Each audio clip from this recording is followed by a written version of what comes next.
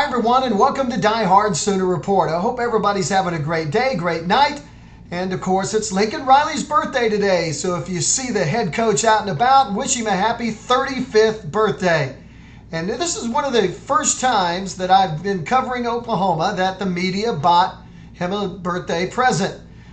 Kerry Murdoch of the Sooner Scoop, and he went and got it, and everybody contributed to a pen that we bought him, and it was a red pen that it's a pretty good present, and he was really excited. The head coach was excited about getting this particular present from us, and he thought he had a good time with it. He laughed about it, but he really appreciated it, and he said he would use it to sign maybe players in the future of New Wave 19. So it was really nice for him to say that.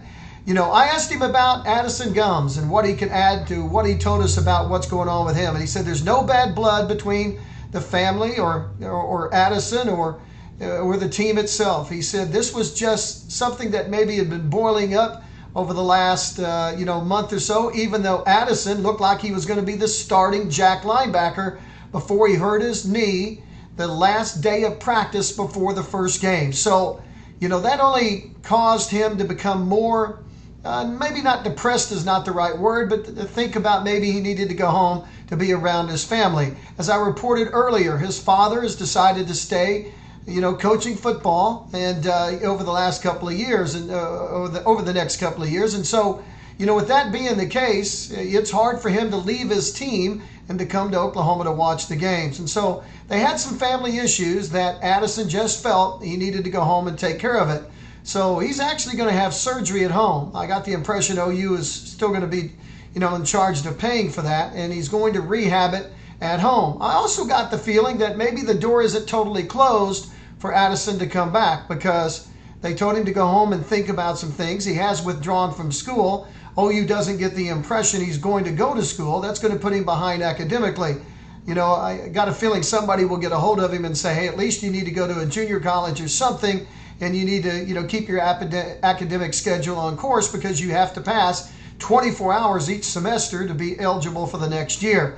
And so he's got to do something, enroll somewhere to keep that academic calendar going. Now, when he goes back to California, he's going to have all those California schools that are wanting to sign with them. He is basically a free agent, and I wouldn't be surprised if he doesn't sign with USC, UCLA, or Cal, or Stanford, or somebody, and that wouldn't surprise me at all. But what does Oklahoma do? Well, they've got Mark Jackson, and they're pretty happy with how he's playing. They've got John Michael Terry who's backing him. They're happy with his progression, but they obviously feel like they've lost a lot in Addison Gumbs and Jalen Redmond. And so don't be surprised, as I've reported many, many times, that Caleb Kelly doesn't move over there because he is the next best pass rusher, pure pass rusher they have, on this team. Now, Curtis Bolton could also play over there, but Curtis is playing so well that Buzzy, is playing so well at the will that they'll leave him there. So some interesting things happened tonight, just talking to Lincoln, and he's pretty optimistic about the Sooners' chances Saturday against UCLA, but he respects what they're doing and Chip Kelly as well. So